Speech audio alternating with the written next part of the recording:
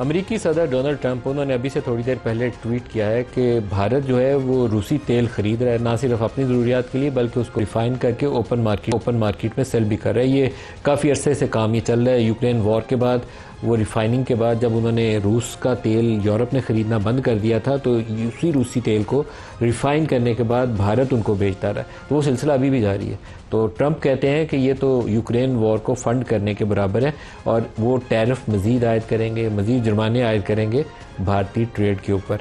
और ये पाकिस्तान के साथ उनका ताल्लुक क्या बनेगा आइंदा आने वाले दिनों में, ये कहना भी बहुत मुश्किल है, क्योंकि उनकी पर्सनालिटी कुछ ऐसा है नहीं है कि आप प्रेडिक्ट कर सकें कि ये लाइन टो कर रहे हैं तो कल पाकिस्तान के ताल्लुकात की नौयत क्या होगी। लेकिन इस वक्त जो अमेरिका और भारत के मामलात हैं वो काफ़ी टेढ़े हैं। डिफेंस परचेजेस में भी लड़ाई है, बायलैटरल ट्रेड में भी लड़ाई है, और सबसे बड़ी लड़ाई जिसके ऊपर इनका आपस में ज़्यादा कन्फ्रंटेशन होने का इम्कान है वो है ब्रिक्स का वो मॉडल, जिसमें लोकल करेंसीज में या डॉलर के मुतबादल एक करेंसी के ऊपर ट्रेडिंग के लिए चाइना, रशिया, ब्राज़ील और इंडिया मिल के प्लान कर रहे हैं कि डॉलर की बजाय अपनी मुकामी करेंसीज के अंदर ट्रेड करेंगे या डॉलर की मुतबादल करेंसी ले आएंगे, युआन के साथ डील करना शुरू कर दें, या इंडिया की कहे कि हम मुकामी करेंसी देंगे, उधर से आप अपनी करेंसी लें, जो बैलेंस होगा उसको कर लेंगे। डॉलर उससे आउट हो जाता है। डॉलर जहां आउट होता है वहां अमेरिका का जो पूरी दुनिया के फाइनेंशियल मार्केट्स के ऊपर कंट्रोल है वो डिसरप्ट हो जाता है। और ये शायद वो जिस तरह हम कहते हैं ना कि अगर हमारा पानी रोका तो it would amount to an act of war, तो अमेरिका के लिए भी डॉलर के मुतबादल करेंसी का जिक्र करना एन एक्ट ऑफ वॉर ही है, क्योंकि उसका जो ग्लोबल कंट्रोल है इस वक्त उस डॉलर के इर्द गिर्द जुड़ा हुआ है। पाकिस्तान का जितना डेट है वो डॉलर डिनोमिनेटेड है, जितनी ऑयल की इंटरनेशनल ट्रेड हो रही है वो डॉलर्स में हो रही है। तो ब्रिक्स का जो मॉडल है जिसमें पीछे जो फोर्स है इस वक्त वो चाइना और रशिया है, लेकिन उसमें ब्राज़ील और इंडिया भी शामिल है, वो जाता ही डॉलर के मुतबादल की तरफ है। चाइना ने पिछले कुछ अरसे में ढेरों ढेर गोल्ड ख़रीदा है। गोल्ड की प्राइसेस दुनिया सारी में जो चढ़ी हैं वो ऑटोमेटिकली नहीं चढ़ रही, डॉलर कमज़ोर हो रहा है दुनिया में और चाइना हैवीली इन्वेस्ट कर रहा है गोल्ड के अंदर। पहले वो यूएस ट्रेजरीज में इन्वेस्ट करते थे, अब यूएस ट्रेजरीज से वो ख़ुद को फेज आउट कर रहे हैं, बाहर निकल रहे हैं और गोल्ड को वो बाय कर रहे हैं। और यहाँ से वो कॉन्सेप्ट जो है तकवीत पकड़ता है कि मुस्तकबिल करीब में ब्रिक्स वाली जो कंट्रीज़ हैं या इसके जो रुकन ममालिक हैं वो डॉलर के मुतबादल करेंसीज की तरफ जा सकते हैं। और यही वो ख़तरा है जो अमेरिका भागते हुए रोज़ाना एक मोदी की तरफ बयान जो है उसको फायर कर रहा है। देखते हैं कि इसका अंजाम क्या होता है, लेकिन ये जो टैरिफ वॉर है ये कुछ लोगों की इकॉनमी को तबाह करके जाएगी, जिसमें खुद अमेरिका भी शामिल हो सकता है। जितने टैरिफ्स बढ़ाए जाए उतनी कॉस्ट ऊपर जाई जाती है और अंजाम उसका कभी बेहतर नहीं निकलता। आज के प्रोग्राम में जो हमारा मेन फोकस रहेगा वो दो इशूज़ के ऊपर। एक तो पाकिस्तान तहरीक-ए-इंसाफ ने 5 अगस्त की प्रोटेस्ट कॉल दी है और 5 अगस्त यौम इस्तेसाल कश्मीर के तौर पर पाकिस्तान में मनाया जाता है।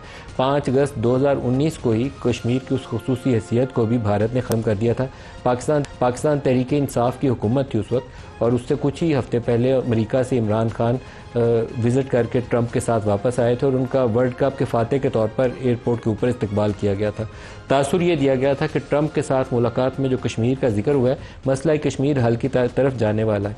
लेकिन हुआ क्या था कि वो वापस आए तो उसके बाद ही आर्टिकल 370 और 35A उसका खात्मा कर दिया गया और अब वहाँ पे भारतीय फ़ौज बैठी हुई है कब्ज़ा करके। वहाँ जो लोकल पॉपुलेशन के अंदर हिंदू पंडित्स को भी वो डाल रहे हैं ताकि मुसलमानों की जो अक्सरियत है उसको कंट्रोल किया जा सके या अपना डोमिनेंस वहाँ से बढ़ाया जा सके। तो इस तरह की सूरत हाल तब से है। लेकिन क्या ये 5 अगस्त 2019 से पहले हमारी तब की इस्टेब्लिशमेंट और पाकिस्तान तहरीक-ए-इंसाफ की हुकूमत को मालूम नहीं था?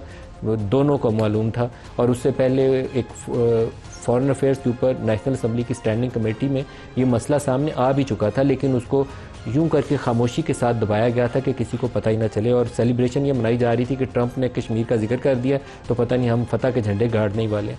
तो हमें अमेरिका के साथ मामलात में, वो तब भी प्रेसिडेंट ट्रंप ही था अमेरिका का, आज भी ट्रंप ही है, बहुत एहतियात करनी चाहिए। तो कल वाले दिन में PTI का प्रोटेस्ट भी, यौम इस्तेसाल कश्मीर भी, उस पर भी बात करेंगे।